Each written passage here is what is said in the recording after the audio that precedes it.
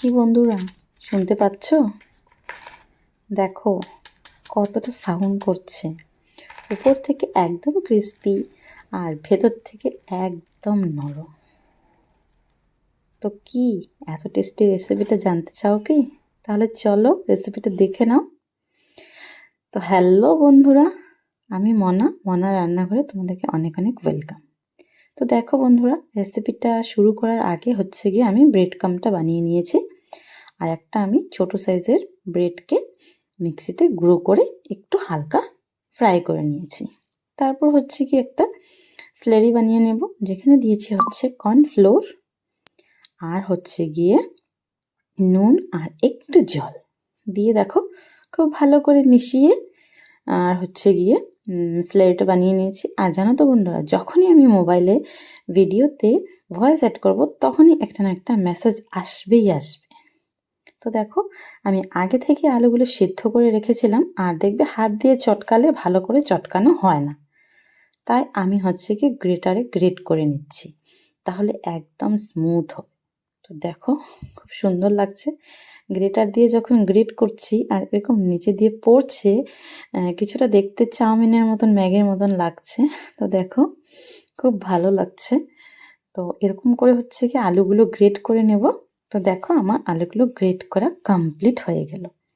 এখন হচ্ছে গিয়ে যেহেতু আমার কাছে আজকে গোলমরিচের গুঁড়ো ছিল না, তাই আমি গোটা গোলমরিচকেই এরকম একটা আমার মানে থেতো করার, এটাকে কি বলে নামটা আমি জানি না, ওটার মধ্যে আমি থেতো করে নিয়েছি, গুঁড়ো করে নিয়েছি। এদিকে হচ্ছে গিয়ে আমি আদা আর রসুনকে গ্রেট করে নিচ্ছি। তোমরা চাইলে বাটা দিতে পারো, বাট গ্রেট করে দিলেই বেশি ভালো হয়। তো আর লঙ্কাটাকে ছোট ছোট করে কুচি করে নেব, যতটা সম্ভব ছোট ছোট করে। তো দেখো এদিকে আমার করা হয়ে গেল। তারপর হচ্ছে কি আমি চিকেনটাকে ছোট ছোট করে আগে থেকে কেটে রেখেছি। এখন হচ্ছে গিয়ে চিকেনটাকে ম্যারিনেট করব। তো দেখো চিকেনটা নিয়ে নিয়েছি, নুন দিয়ে দিলাম, হলুদ গুঁড়ো দিয়ে দিলাম, তারপর হচ্ছে কাশ্মীরি লঙ্কার গুঁড়ো দিয়ে দিলাম, 1 চামচ ভিনিগার দিয়ে দিলাম, একটু গোলমরিচ গুঁড়ো দিয়ে দিলাম, দিয়ে হচ্ছে গিয়ে খুব ভালো করে চিকেনটাকে ম্যারিনেট করে নিতে হবে। ম্যারিনেট করে তোমরা পারলে আধা ঘন্টার জন্য রেখে দেবে, খুব ভালো হয়, মানে চিকেনের ভেতরে খুব ভালো করে মশলাগুলো অ্যাবসর্ব হয়ে যায়। তো দেখো ওপাশে আমি চিকেনটাকে সাইড করে রেখে দিয়েছি, আর এদিকে আমি হচ্ছে গিয়ে পেঁয়াজটাকে কেটে নিচ্ছি। তো পেঁয়াজটাকে আমি আজকে হাত দিয়েই কুচি কুচি করে নেব, আর তোমরা চাইলে চপারেও করে নিতে পারো, তোমাদের খুশি। তো দেখো আমি একদম ঝিরিঝিরি করে নিয়েছি। তারপর হচ্ছে গিয়ে এই আমি একটা কড়াই গরম বসিয়ে দিয়েছি। কড়াই গরম বসিয়ে দিয়ে তারপর দিয়ে দিলাম হচ্ছে গিয়ে রিফাইন্ড অয়েল। তারপর হচ্ছে গিয়ে এখন আমি দিয়ে দিলাম একটু গোটা জিরে। গোটা জিরেটা ফোড়ন দিয়ে সাথে সাথেই দিয়ে দিলাম পেঁয়াজ কুচি। পেঁয়াজটাকে একটু হালকা ব্রাউন করে ভেজে নেব। তো দেখো নাড়িয়ে চাড়িয়ে ভেজে নিচ্ছি, একটু হালকা ভাজা হয়ে গেছে। এখন হচ্ছে গিয়ে আদা গ্রেট করা, রসুন গ্রেট করা, আর কাঁচা লঙ্কা কুচি করা, এগুলো সব দিয়ে আবার একটু হালকা ভেজে নেব। তারপর হচ্ছে গিয়ে ম্যারিনেট করা চিকেনটা দিয়ে দেব। ম্যারিনেট করা চিকেনটা দিয়ে আবার খুব ভালো করে মিশিয়ে নেব। তারপর হচ্ছে গিয়ে একটু নুন দিয়ে দিলাম। তোমরা তোমাদের মানে বুঝে নুনটা দেবে, খুব বেশি দেবে না, তাহলে হচ্ছে গিয়ে এই যে চিকেন কাটলেটটা আমরা বানাবো। আর হ্যাঁ বন্ধুরা, তোমাদেরকে তো আজকের রেসিপির নামটা বলতেই ভুলে গেছি। আজকের রেসিপি হচ্ছে চিকেন কাটলেট। তো চিকেন কাটলেটটা খেতে টেস্টি লাগবে না যদি তোমরা নুনটা বেশি দিয়ে দাও, তো বুঝে শুনে দেবে, লাগলে তোমরা চেক করে নিতে পারবে। তো দেখো খুব সুন্দর করে কষাতে হবে, আর যে টুকরো টুকরো করা চিকেনগুলো ছিল ওগুলোকে একদম খুন্তি দিয়ে একদম ভেঙে দিতে হবে। তারপর হচ্ছে গিয়ে চিকেন মশলা দিয়ে দিলাম, একটু সামান্য চিনি দিয়ে দিলাম। দেখবে কাটলেটে একটু চিনি দিলে ওটার টেস্টটা অনেক টেস্টি হয়, অনেক ভালো লাগে, সব কিছু ব্যালেন্স হয়ে যায়। তারপর দেখো গ্রেট করা আলুটা দিয়ে দিলাম, আর আলুটা জানো তো একদম থালে থেকে পড়ছিলই না। তারপর খুন্তি দিয়ে টেনে টেনে ওকে নিচে নামিয়ে দিয়েছি। তারপর হচ্ছে গিয়ে খুব ভালো করে মিশিয়ে নেব। তারপর আবার আরেকটা মশলা দিয়ে দেব, সেটা হচ্ছে গিয়ে শাহি গরম মশলা। আরেকটু নুন দিয়ে দিলাম, কেন কি আলুটা দিয়েছি তার জন্য। তো তোমরা এরকম বুঝে শুনে লাগে 2-3 বারে তোমরা নুনটা দেবে, বাট একবারে বেশি করে দিলে এটা টেস্টটাই নষ্ট হয়ে যাবে। তারপর হচ্ছে কি খুব সুন্দর করে কষাতে হবে আলুটাকে যতক্ষণ না পর্যন্ত কড়াই থেকে ছেড়ে আসছে। তারপর দেখো আমি একটা থালের মধ্যে ট্রান্সফার করে নিয়েছি। আর যখন তোমরা চিকেনটাকে মানে চিকেন কাটলেটটাকে শেপ দেবে তখন হচ্ছে কি একটু হয়তো ময়দা গুঁড়ো নিয়ে নেবে, না হলে কর্নফ্লোর নিয়ে নেবে। আমি কর্নফ্লোর নিয়েছি। আর হচ্ছে গিয়ে সব মানে এগুলোকে গোল গোল করে নিয়েছি আগে, তারপর হচ্ছে গিয়ে শেপ দেব।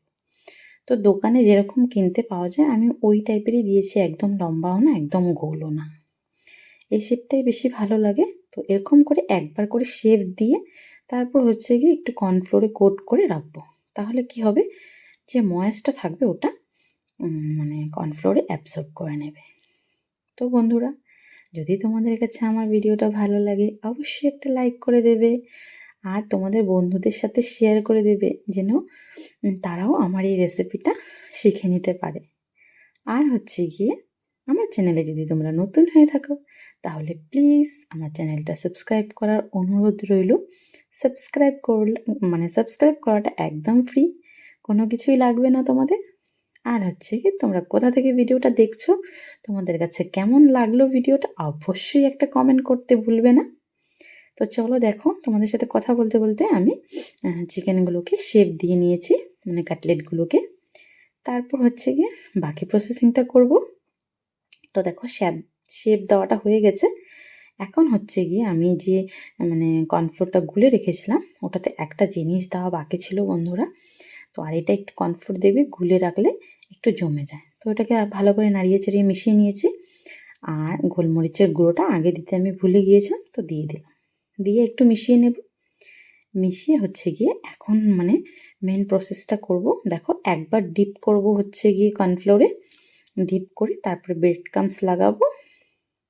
তারপরে গিয়ে আরেকবার আমি 2বার কোট করব। 2বার কোট করলে অনেকটাই ক্রিস্পি হয়, যে সাউন্ডটা তোমরা প্রথমে পেয়েছো না সেরকম হয়।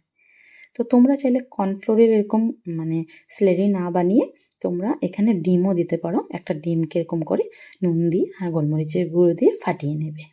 তো তোমাদের ইচ্ছা। আমি আজকে যেহেতু চিকেন বানিয়েছি চিকেন কাটলেট, তার জন্য ডিমটা ইউজ করিনি। তো তোমাদের ইচ্ছা মতন তোমরা করে নিতে পারবে। এটা দিয়ে করলেও যেরকম টেস্টি হবে ডিম দিয়ে করলেও সেরকমই টেস্টি হবে, তোমরা কিচ্ছুই বুঝতে পারবে না। তো চলো তোমাদের সাথে কথা বলতে বলতে দেখো আমার একটা কাটলেট একদম রেডি। আর দেখো অপূর্ব লাগছে না? তো আমি একটা প্লেটে রেখে দিচ্ছি, একটা শুকনো প্লেটে রাখবে। তো দেখো দেখতে দেখতে 3টা বানানো হয়ে গেল। তো চলো ভেজে নিই। 3টা ভাজা হতে হতে বাকিগুলো রেডি করে নেব। তো দেখো কড়াইতে একটু আমার একটা পুচকু কালো কড়াই আছে, ওটাতে ভাজা করতে খুব সুন্দর হয়। তো দেখো আমি মানে যেটুকু তেল লাগবে রিফাইন্ড অয়েল আমি দিয়ে নিয়েছি। দিয়ে একদম সিমে করে গ্যাসটাকে এরকম করে তেল দিয়ে একটু ধৈর্য সহকারে ভাজতে হবে। না হলে কি হবে জানো তো, চট করে ভাজা হয়ে যাবে, চট করে কালার এসে যাবে। তো ওরকম হলে টেস্টি হবে না, ক্রিস্পি হবে না। তো একটু ধৈর্য সহকারে আস্তে আস্তে নাড়িয়ে চাড়িয়ে হিলিয়ে ডুলিয়ে ভাজতে হবে। তো দেখো একটা হয়ে গেল। আর যেহেতু আমার ছেলে লাইনে দাঁড়িয়েছিল তার জন্য একটা আমার ওকে দিতে হয়েছে। তো আমি এটা ভাজা করে ওকে ডেকে দিয়ে নিয়েছি। তো বাকিগুলো এখন ভাজবো। তারপর তোমাদেরকে পুরোটা ভাজার পর তোমাদেরকে আমি দেখাচ্ছি যে কি অপূর্ব লাগছে। তো চলো এটাকেও একটু হিলিয়ে ডুলিয়ে নেড়ে চেড়ে ভেজে নিই। তো দেখো ভাজা হয়ে গেছে। এখন একদম এটাও আমি তুলে নিচ্ছি। তো বন্ধুরা, কেমন লাগলো রেসিপিটা? ভালো লাগলো কি? তো তোমরা অবশ্যই একবার ট্রাই করো।